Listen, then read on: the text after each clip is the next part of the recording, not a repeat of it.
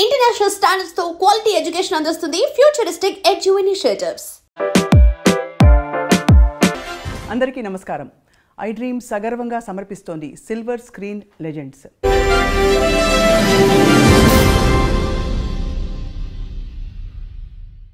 నలభై 5 సంవత్సరాల తన సినీ ప్రయాణంలో పాడిన పాటలు సంఖ్యాపరంగా తక్కువైనా కూడా ఆణిముత్యాల లాంటి పాటలు పాడారు. అన్ని బాణీలని స్పృశించారు. లాలు దర్వాజా లస్కర్ బోనాల్ పండగ, హుషారైన పాట, జోలా జోలమ్మ జోలా, చలాకీ పాట, మాటే మంత్రము, మంచి రొమాంటిక్ మెలడీ, పిబరే రామరసం, భక్తిరస ప్రధానమైన శాస్త్రీయ బాణి, వేదం అణువణువున నాదం, ఎంతో క్లిష్టమైన శాస్త్రీయ బాణిలో ఉండే పాట. ఇవన్నీ పాడింది మనందరికీ సుపరిచిత గాయని శ్రీమతి ఎస్పి శైలజ.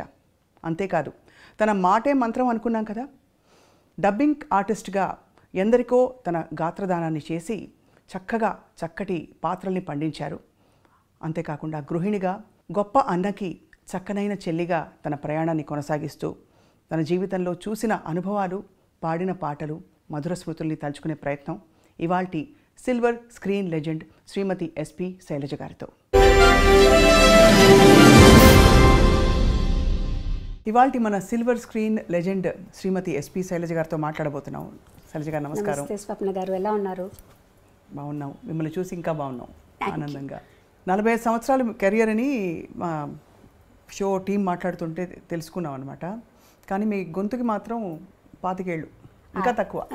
ఏం లేదమ్మా, ఏజ్తో తెలుస్తుంది, కొంచెం నాకు తెలుస్తుంది కదా, నా శృతి రేంజ్ తగ్గిందని తెలుస్తుంది. అవునా? బట్ భగవంతుడి అనుగ్రహం అంతే.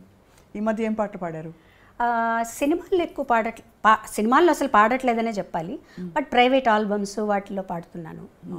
అన్నమాచార్య కీర్తనలు అవి ఈ మధ్యనే పాడడం జరిగింది. కొన్నిటికి ఏదో ఒకటి, ఇటు డివోషనల్ కానీ లేకపోతే ప్రోగ్రామ్స్ కానీ అలా పాడుతూనే ఉన్నాను. ఎస్పి శైలజ గారి పాటలంటే లిస్ట్ ఆఫ్ టాప్ 30 సాంగ్స్, అవి ఎప్పటికీ గుర్తుండిపోయే మంచి మంచి పాటలు పాడారు మీరు. Thank you. సో అంటే అవి యాదృచ్ఛికమా అలాంటి పాటలు మీకు రావడం, మీరు పాడాక వాటికి ఆ బరువు వచ్చిందని? అట్లా ఏం లేదమ్మా, నిజంగానే యాదృచ్ఛికం అనే చెప్పాలి. ఎందుకంటే నేను ఫీల్డ్లోకి రావడమే యాదృచ్ఛికం. నేను అసలు ఒక సింగర్ని అవుతానని, కానీ ఇంట్లో కూడా పెద్ద ఎక్స్పెక్టేషన్స్ ఎవరికీ లేవు. బట్ మా మదర్కి మటుకు ఉండేదన్నమాట. అంటే మిగతా సిస్టర్స్ అందరూ మ్యూజిక్ నేర్చుకున్నారు ఇంట్లో. అవును. సో అమ్మకి ఏంటంటే ఒక్క పిల్లైనా ఒక్క పాట పాడితే బాగుండే సినిమాలో అని. బట్ నాన్నగారేమో కొంచెం స్ట్రిక్ట్గా ఉండరు. ఆడపిల్లలు పెద్దక్కలందరూ నేర్చుకున్నారు మ్యూజిక్. అంటే పాడకూడదా, సినిమాల్లో పాడకూడదా? అంటే స్టేజ్ మీద పాడటం కానీ అవన్నీ లేదు. కావాలంటే ఏదైనా కీర్తనలో పాడుకోండి, ఇంట్లో పాడుకోండి, ఏదైనా ఆరాధనోత్సవాలు జరుగుతాయి, త్యాగరాజస్వామి, అక్కడ పాడుకోండి, అంతే. ఆ లెవెల్లో ఆలోచించేవారు నాన్నగారు. అమ్మకి ఏంటంటే అన్నయ్య పాడుతున్నారు కదా ఆల్రెడీ, ఒక్క అమ్మాయి ఒక్క పాట పాడితే చాలు నాకు అని ఆవిడ ఆశ. సో నా దగ్గరకు వచ్చేటప్పటికి ఏమైందంటే కొంచెం సడలింపు వచ్చింది. అంటే స్కూల్ ద్వారా వచ్చింది. స్కూల్లో కాంపిటీషన్స్లో పాడటం, ప్రైజులు రావటం. అవును. సో అమ్మ అది బాగా ఎంకరేజ్ చేసేవారు. అంటే కాంపిటీషన్స్ వరకు నాన్న ఒప్పుకునేవారు, కానీ ప్రోగ్రామ్స్కి వెళ్ళటం, స్టేజ్ మీద పాడటం ఒప్పుకునేవారు కాదు. నాన్నగారికి తెలియకుండా పంపించేవారు అమ్మ. నేను కూడా అది పెద్ద సీరియస్గా తీసుకోలేదు. ఏదో పాడుతున్నాను తెలుసు, పాటలు నేర్చుకోవడం ఇష్టం. పెద్ద మనకి వెసులుబాటు కూడా ఉండేది కాదు. అంటే టేప్ రికార్డర్స్ అలా కాకుండా నేను రేడియోలో వినడం, అక్కయ్య దాన్ని నాకు చెప్పడం, రాసుకోవటం, అట్లా నేర్చుకున్నాను నేను. ఎలాంటి పాటలు అప్పుడు నేర్చుకునేవి? అప్పుడు ఎక్కువగా సుశీల్ గారి పాటలే. అసలు రేపల్లె వేచను, రాధకు నీ వేర ప్రాణం, ఇవన్నీ అన్నమాట. నీ దయరాధ, పూజలో సాంగ్స్ అన్నీ సుశీల్ గారి పాటలు, అందరి పాటలు నేర్చుకునేదాన్ని. ఒక పెద్ద చేంజ్ ఏంటంటే అప్పుడు యాదోంకి బారాత్ రిలీజ్ అయింది. ఆ పాటలు అసలు ఎక్కడికో తీసుకెళ్ళిపోయాయి. ఇలా కూడా చేంజ్గా ఉంటున్న పాటలు అంతే తప్పించి నేను సినిమాల్లో పాడాలి అనే ఉద్దేశం అయితే నాకు లేదు. అంటే అనుకున్నా మహా అయితే ఒక పాట పాడతానేమో, అంతే. చదువు మీద, కాంపిటీషన్స్ మీద, వీటి మీదే జాస్ ఉండేదన్నమాట. తర్వాత స్పోర్ట్స్లో ఉండేదాన్ని నేను. నేను ఖోఖోలో స్టేట్ సెలెక్ట్ అయ్యాను అనమాట. సో వాటి మీద ఇంట్రెస్ట్ ఉండేది. అవి ఎప్పుడు ఆంక్షలు లేవా ఆడపిల్లలు స్పోర్ట్స్ ఆడడం ఏంటి? అది కూడా అంటే మాది ఆడపిల్లల స్కూలే కదండి. ఓన్లీ అబ్బాయిలతో ఏం లేదు, అమ్మాయిలతోనే, ఆడపిల్లల స్కూల్స్తోనే కాంపిటీషన్స్ ఉండేవి. అందుకని నాన్నగారు దానికి ఏమనేవారు కాదు. సెలెక్షన్స్ అప్పుడు మటుకు కొంచెం భయపడ్డారు. ఏలూరులో సెలెక్షన్స్ అయింది, స్టేట్ సెలెక్షన్స్. అప్పుడు ఎలా పంపించాలి అని టీచర్లు అందరూ వచ్చి, పర్వాలేదు మేము తీసుకెళ్తామని చెప్పి జాగ్రత్తగా తీసుకెళ్లారు. మా కజిన్స్ ఉన్నారు ఏలూరులో, అక్కడే ఉండాలి అని అన్నీ చెప్పి మొత్తానికి సెలెక్ట్ అయ్యాను నేను. ఆంధ్రా నుంచి నేను ఒక్కదాన్ని స్టేట్ సెలెక్షన్లో నెల్లూరు డిస్ట్రిక్ట్ నుంచి నేను సెలెక్ట్ అయ్యాను అనమాట. అబ్బాబ్బా అంత ఖోఖో. ఖోఖోకి. సరే అప్పుడు యాక్చువల్గా ఇంకా నేను నేషనల్ సెలెక్షన్కి వెళ్ళాలి. సో అదే టైంకి నాకు ఫస్ట్ పాట పాడే ఛాన్స్ వచ్చింది. ఆట కాదు పాట దీంట్లోకి వచ్చాను అనమాట. అట్లా జరిగింది. అది కూడా నేను ఒక్క పాట పాడతానే అనుకున్నా. మళ్ళీ వెనక్కి వచ్చేస్తాను, 9th స్టాండర్డ్ ఫినిష్ చేయాలి, 10th చదవాలి, చదువుకోవాలి అనే ధ్యాస, ఆటల మీద ధ్యాస ఎక్కువ ఉండేది. అలా వచ్చిన దాన్ని ఇక్కడ స్థిరపడిపోయాను. అప్పట్లో మీరు పాడుతున్నప్పుడు అన్నయ్య మీ పాట విని ఎలా స్పందించేవారు? కరెక్ట్ చేసేవారా? నాన్నగారు కరెక్ట్ చేసేవారా మీ పాటని? గమకం ఇలా వనాలమ్మా, లేకపోతే ఇది ఇంకా ఈ శృతిలో ఇలా పాడాలని చెప్పి? కానీ నాన్నగారు పెద్దగా ఏ కరెక్షన్ అంటే అంతగా వినేవారు కాదు. అప్పట్లో ఏదన్నా వస్తే రేడియోలో రావటం, లేదంటే మేము రికార్డ్ చేసుకొని చెన్నై నుంచి నెల్లూరు వెళ్ళి నాన్నగారికి వినిపించడం మేము వెళ్ళినప్పుడు అలాగే జరిగేదన్నమాట. సో అన్నయ్య మటుకు చెప్పేవారు. నేను పాడిన వేరే పాటలు కూడా విని ఎక్కువగా నా మీద సుశీల్ గారి ఇన్ఫ్లుయెన్స్ ఉండేది విపరీతంగా. ఆ స్పష్టత తెలుస్తుంది పలుకులో, చాలా ఉండేదన్నమాట. సో ఎప్పుడు నన్ను హెచ్చరిస్తూ ఉండేవారు, అన్నయ్య నువ్వు సుశీల్ గారి లాగా పాడావంటే మటుకు ఉండలేవు ఇండస్ట్రీలో. ఎందుకంటే ఆవిడ ఉన్నారు, ఆవిడ పాటలు పాడడానికి, ఆవిడ పాటే నువ్వు పాడితే ఇంకెందుకు, నువ్వెందుకు, ఆవిడే ఉన్నారు కదా అని చెప్పేవారు. మొత్తానికి ఏమైందంటే తమిళ్లో పాడేటప్పటికి నా ఒరిజినల్ వాయిస్ నాకు తెలిసింది. వేరే ఏలియన్ లాంగ్వేజ్ అప్పటి వరకు నాకు తెలియదు. తమిళ్లో ఎలా పాడాలి, నా ఒరిజినాలిటీ బయటకు వచ్చిందనమాట. సో అప్పుడు లక్కీగా ఏంటంటే ఈ జానపదం టైప్ సాంగ్స్ మనం రావటం వల్ల ఆ ఛాయలు కొంచెం తగ్గాయి. అయినా కంప్లీట్గా పోయాయని నేను చెప్పను. ఆవిడ ఇన్ఫ్లుయెన్స్ నా జన్మాంతరం నా మీద ఉంటుంది. సో అది మటుకు చెప్పేవారు. తర్వాత ఎక్స్ప్రెషన్స్ ఇవ్వాలని చెప్పేవారు. కంపోజ్ చేస్తారు అన్నీ ఓకే, నువ్వేం చేస్తావు దానికి, నీ ఎక్స్ప్రెషన్స్ ఇవ్వాలి ఆ పాటలో. లేకపోతే అక్కడ వాళ్ళు యాక్ట్ చేస్తారు ఓకే, ఆ పాట బ్లాండ్గా ఉందనుకో వాళ్ళు మటుకు ఏం చేస్తారు, ఆ పాట నువ్వు అనుభవించి నువ్వు కూడా కొంచెం నటించాల్సి ఉంటుంది. ఈ రకంగా చెప్పి, లేకపోతే మొట్టమొదటి పాటలు వింటే చాలా స్ట్రెయిట్గా బ్లాండ్గా ఉంటాయి పాటలన్నీ. కానీ అప్పట్లో అంత ఇన్సిస్టెన్స్ కూడా తక్కువ ఉండేది కదా. అంటే మనకి ఉదాహరణకి లీల గారి పాటలు, తర్వాత సుశీలమ్మ, జానకమ్మ ఆ జనరేషన్లో కొంచెం ఎక్స్ప్రెషన్ ఎక్కువ వచ్చింది. కానీ అంతకుముందు ఇలాంటి ఎక్స్ప్రెషన్ అయితే లేదు, వేరే విధంగా. ఎందుకంటే అది డ్రామాల నుంచి వచ్చారు కదండి, స్టేజ్ నుంచి వచ్చారు. అవును, వాల్యూమ్ ఎక్కువ. అవును, వాల్యూమ్ మీదే ఉండేది పాట అంతా. వాళ్ళకి భావం మీద తక్కువ.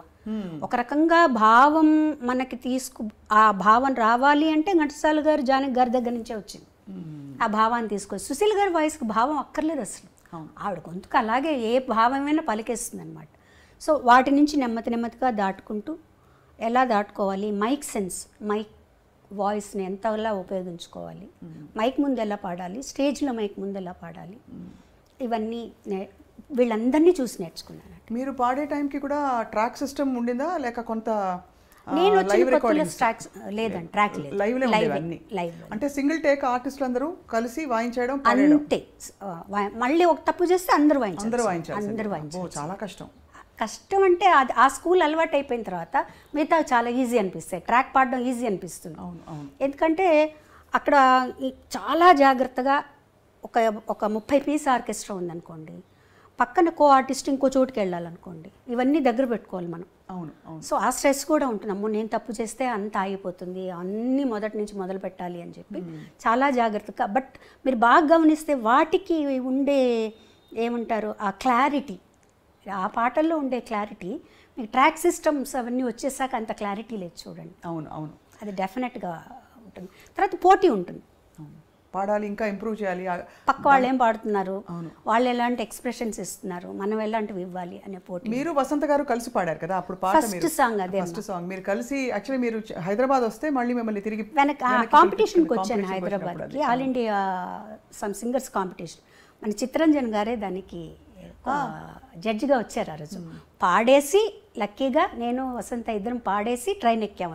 ఇద్దరు కలిసి పాడారా? లేదు, తను ఒక సాంగ్ నేను ఒక సాంగ్. తనకు ఫస్ట్ ప్రైజ్, నాకు సెకండ్ ప్రైజ్ వచ్చింది ఆ కాంపిటీషన్. తనేమో రారయ్య పోయిన వాళ్ళు అని గాజులకి స్టైల్లో ఒక పాట పాడింది. నేను ఏం పాడానో నాకు అంతగా గుర్తులేదు, రాధకు నివేర ప్రాణమే పాడాను అనుకుంటానండి. సో అది పాడిన తర్వాత మధ్యాహ్నానికి మాకు అప్పుడు ఫోన్లు ఎవరింటికో తెలిసిన వాళ్ళ ఇంటికి ఫోన్ చేసి అన్నయ్య పిల్లలిద్దరిని ట్రైన్ ఎక్కించి మార్నింగ్ కల్లా చెన్నైలో ఉండేటట్టు చేయమన్నారు అనమాట. సో ఆ కాంపిటీషన్ పాడి ట్రైన్ ఎక్కి వచ్చేసాం. అది 1977 1977 కదా? 77 13th ఫిబ్రవరి 14th ఫిబ్రవరి పాడామని. అబ్బా గూస్ బంప్స్ వస్తున్నాయి మీరు చెప్తుంటే, అంటే అంతకాలం క్రితం. సో అప్పుడు లలిత సంగీతం బాగా ప్రాచుర్యంలో ఉంది. అవునండి. విడిగా నేర్చుకోవడం అలా ఉండిందండి? అంటే లలిత సంగీతం అవన్నీ ఏదైనా మంచి పాటలు ఉన్నాయి. ఇప్పుడు కచేరీలు చేసేటప్పుడు అప్పుడు లలిత సంగీతం కూడా పాడేవాళ్ళు. సినిమా పాటలతో పాటు లలిత సంగీతాలు పాడేవాళ్ళం, అందరూ పాడేవాళ్ళు, కో సింగర్స్ అందరూ. సో ఆ లెక్కగా నేర్చుకున్నాను అనమాట కొన్ని పాటలు. ఒక్క పాట గుర్తు చేసుకోగలుగుతారా? ఒక పల్లవి లలిత సంగీతమా? మీ ఇష్టమైన పాట. లలిత సంగీతం ముఖ్యంగా ఎందుకంటే అది మనకి తరచుగా వినిపించదు. ఇది యాక్చువల్గా నేను పాడే ఈ లలిత సంగీతం ఏంటంటే చాలా ప్రాచుర్యం పొందింది, కానీ ఎవరు రాశారు, ఎవరు కంపోజ్ చేశారని తెలియదు. మా సిస్టర్ రాసింది, తనే కంపోజ్ చేసింది అనమాట. ఇది అప్పుడు డీడీలో వచ్చింది, నేను అన్నయ్య గారు పాడేటప్పుడు అన్నమాట. నిన్ను పిలిచాను వెదకి అలిశాను, అయినా కానరాకున్నావు నీవు. నిన్ను పిలిచాను వెదకి అలిశాను, అయినా కానరాకున్నావు నీవు. మురళిని మ్రోగించు జాలిని చూపించు, మురళిని మ్రోగించు జాలిని చూపించు, నులాలించి పాలించి కరుణ చూపించు, నన్ను లాలించి పాలించి కరుణ చూపించు. నిన్ను పిలిచాను వెదకి అలిశాను, అయినా కానరాకున్నావు నీవు. మీరే గుర్తుపెట్టుకున్నారు చక్కగా. ఎంత చక్కటి పాట, ఎలా మర్చిపోతామండి ఈ పాట. మేము పెరుగుతున్నప్పుడు ఈ పాటలన్నీ కూడా వినికిడి మీద చాలా ఇష్టమైన, ఇప్పటికీ ఈ మధ్యలో కూడా టెలికాస్ట్ అవుతుంది. నిత్య సంతోష్ గారు ఫోన్ చేశారు, అది ఎవరు రాశారో కొంచెం చెప్తారా లిరిక్స్ అంటే, మా సిస్టర్ ద్వారా పంపించామన్నమాట అది.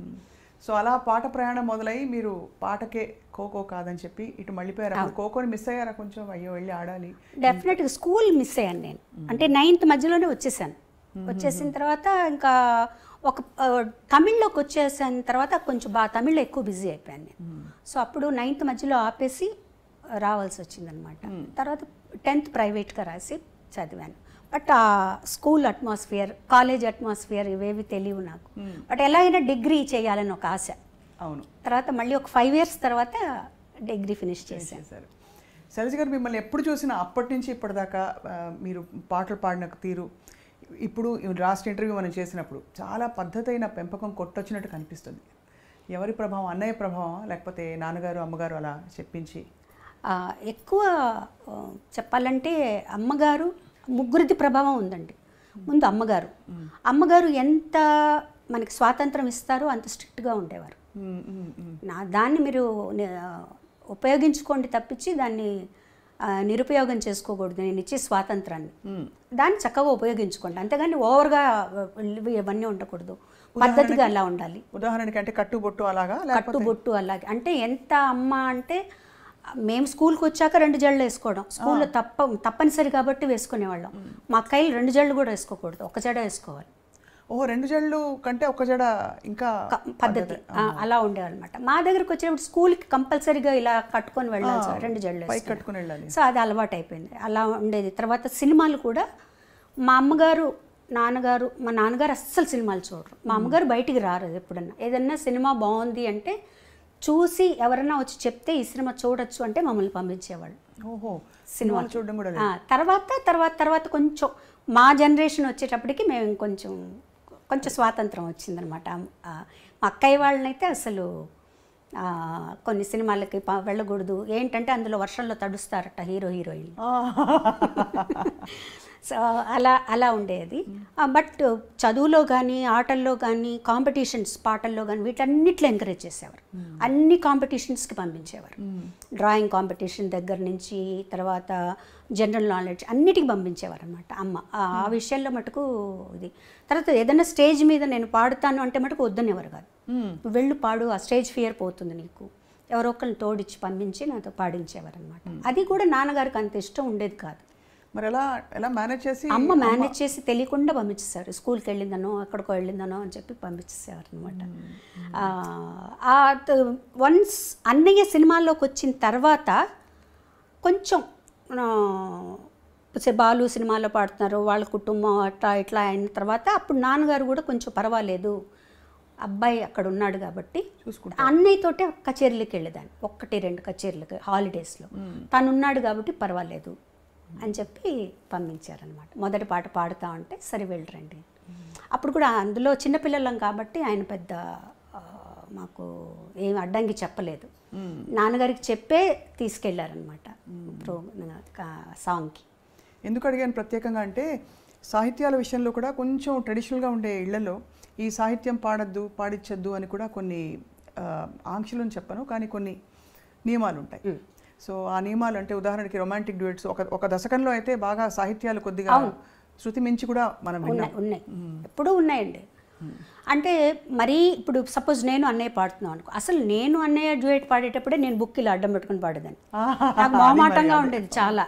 తర్వాత తను చెప్పేవాడు ఇలా అయితే ఎలా పాడగలుగుతాం, అప్పటికి ఇంకా అంత పెద్దగా ట్రాక్ సిస్టమ్ లేదు కదా, అలా ఉంటే పాడొచ్చు, ఇద్దరం కలిసి పాడాల్సి వచ్చినప్పుడు నువ్వు అలా ఉండకూడదు, పాటగా తీసుకో అని.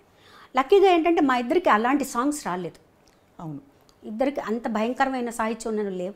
ఒకవేళ 1-2 వచ్చినా కూడా తను ఏం చెప్పాడంటే మేము ఇద్దరం పాడడం, ఇది మీరు వేరే వాళ్ళ చేత పాడించేసే అని చెప్పేసేవారండి. అబ్బా, అసలు మీ ఇద్దరం తను పాడదు, మీరు వేరే ఇంకెవరి చేతన్నా పాడించుకోండి అని చెప్పేసేవారు అనమాట. ఆ ఇబ్బంది ఎప్పుడూ నాకు అంతగా రాలేదండి. సపోజ్ ఇంకొంచెం ఏదైనా నాకు నా నాలెడ్జ్కి తెలిసి ఏదన్నా కొంచెం బాగాలేదు ఇక్కడ అంటే నేను కొంచెం ధైర్యంగానే చెప్పేదాన్ని, ఇది బాగాలేదండి నాకు ఇబ్బందిగా ఉంది అని. అప్పుడు కొంచెం మన మాటను కూడా వినేవాళ్ళండి. అప్పుడు మీరు వదులుకోవడం కూడా పెద్ద విషయం, అంటే అవకాశం కదా. అవును అవును.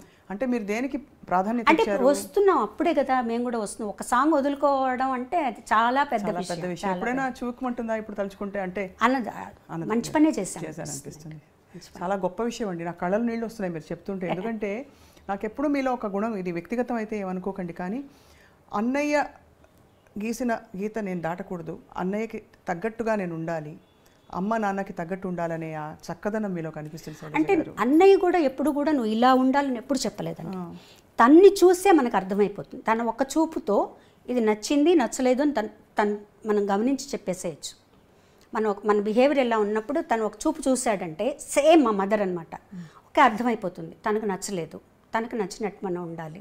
అంటే చాలామంది అంటారు అంటే మీ ఇండివిజువాలిటీని వదులుకోవడం కదండి అది, బాలుగారు చెప్పినట్టే మీరు ఉండాలి, ఆయన పద్ధతిలోనే మీరు ఉండాలి అంటే నేనేం నష్టపోలేదు కదండి, నేనేమి నష్టపోలేదు.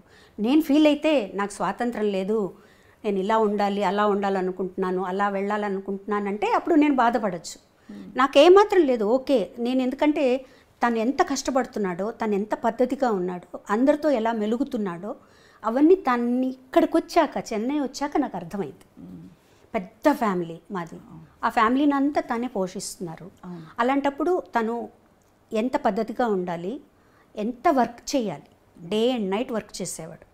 తను పిల్లలతో స్పెండ్ చేయలేదని అదని ఇదన్నీ అన్నా కూడా ఇంత ఫ్యామిలీ గడవాలి అంటే తను పిల్లలతో స్పెండ్ చేస్తే అవ్వదు. నేను ఆ ఫీల్డ్లోకి వచ్చిన తర్వాత ఇవన్నీ నాకు అర్థమయ్యాయి మోర్ దెన్, ఎందుకంటే మిగతా వాళ్ళందరికంటే కూడా నేను తనతో ఎక్కువ స్పెండ్ చేశాను. సో నాకు అప్పుడు అర్థమైంది తను నలుగురితో ఎలా ఉంటారు, ఏమన్నా ఏ ప్రాబ్లమ్స్ ఉన్నా అవి ఇంటి దగ్గర. వన్స్ స్టూడియోకి వచ్చేసాక అసలు కంప్లీట్గా బాలసుబ్రహ్మణ్యం ఆ పాటకు చేంజ్ అయిపోతాడు అంతే. సో ఇవన్నీ కూడా ప్రొఫెషనల్గా మనం ఇలా ఉండాలి, ఈ పద్ధతిలో ఉండాలి, మనలో అనవసరంగా ఒక మాట మనం మాట్లాడకూడదు, మన గురించి ఇంకొకళ్ళు మాట్లాడకూడదు అంతే.